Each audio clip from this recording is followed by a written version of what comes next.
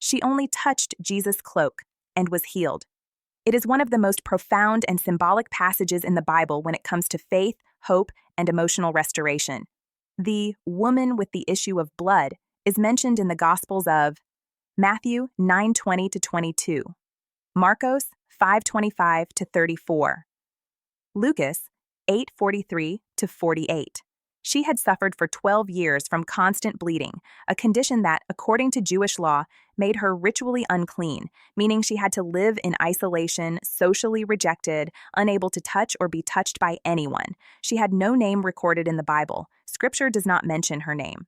But the fact that she doesn't have a name is actually very symbolic. It represents all the anonymous women who suffer in silence, who are forgotten, but who have a faith capable of moving the heart of God. Even though she was weak and rejected, that woman believed that simply touching the hem of Jesus' garment would be enough to heal her. She broke through cultural, religious, and emotional barriers. She mingled with the crowd and touched Jesus, and he stopped. Among hundreds of people, Jesus felt that touch of faith. He looked at her and said, "Daughter, your faith has saved you. Go in peace and be freed from your suffering." Marcos 5:34. Today is the day to act. Just like the woman with the issue of blood, touch Jesus with your faith, even if everything seems impossible. Like the video, subscribe to the channel, and turn on notifications to receive more inspiring stories that strengthen the heart of a woman of God. This woman represents the inner journey of all of us. We carry pains that no one sees. We are taught to hide weaknesses. And sometimes we believe that we don't deserve to be healed, but this story shows that God does not turn away from pain. He draws near to it. That woman's faith was an act of emotional courage, a choice to believe even when everything indicated it was too late. Her name wasn't recorded because her name could be mine, yours, the name of any woman who decides to touch Jesus even when tired, wounded, and invisible. She had no name, but her story echoes through the centuries, reaching every woman who struggles with invisible wounds, silent fears, and pain that no one else can see. This woman suffered from continuous bleeding, a condition that made her ritually impure, isolated from society, and rejected by the religious norms of the time. Imagine living 12 years under the shadow of shame, excluded from hugs, gatherings, and even the simplest conversations. How many of us carry wounds that no one sees? How many times do we feel invisible, judged, or inadequate? Mary Magdalene, Deborah, and the woman with the issue of blood remind us that God sees what no one else sees. He sees our pain, our courage, and our potential, even when the world ignores us. Don't let past experiences determine your future. What happened yesterday doesn't define who you are today. Scripture reminds us that the final chapter of our lives has not yet been written. She had heard of Jesus. She knew he could heal, but she also knew that touching him was nearly impossible. The crowd surrounded her, their stares judged her, and her own life had been marked by rejection. And yet, she touched the hem of Jesus' garment. This simple yet faith-filled gesture teaches us something extraordinary. No matter how small or invisible we feel, true faith always finds a way to act. In our emotional lives, we often hold ourselves back with emergency breaks, old fears, past guilts, defeats that have taught us not to try again. But the woman with the flow of blood shows us that healing and liberation begin when we release the brakes.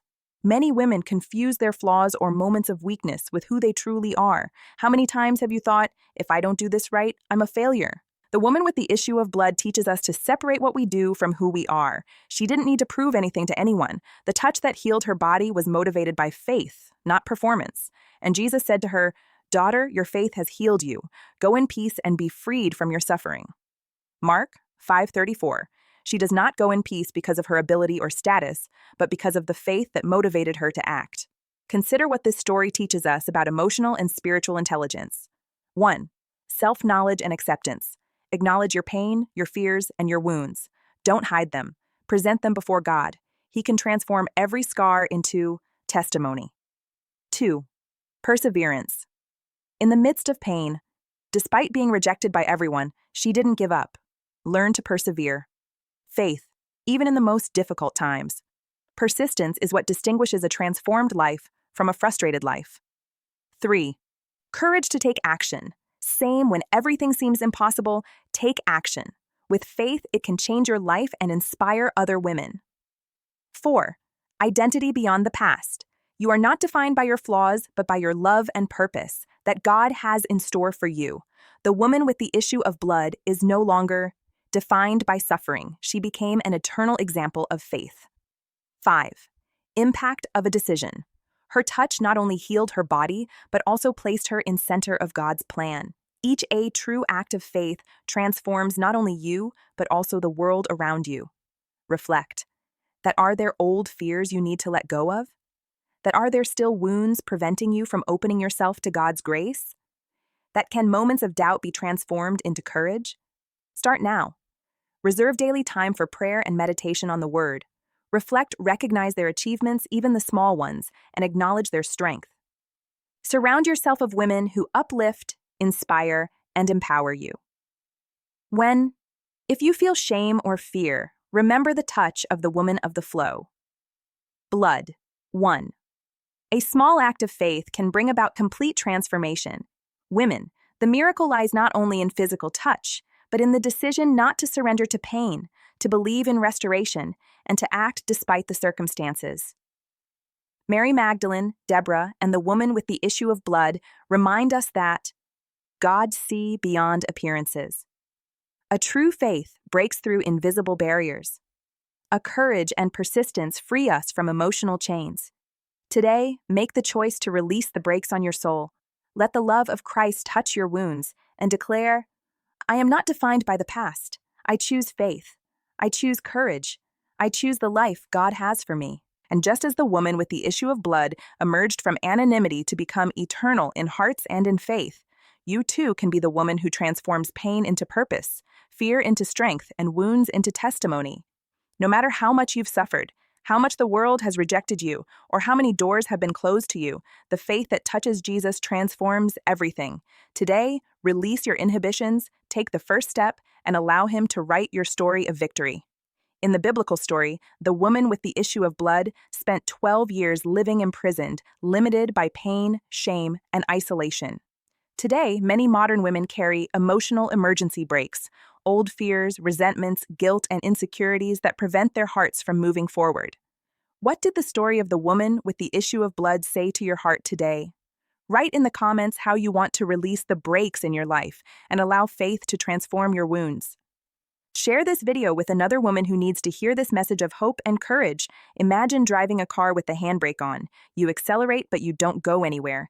That's exactly how emotional life works when you can't let go of the past. The brakes are your old pains.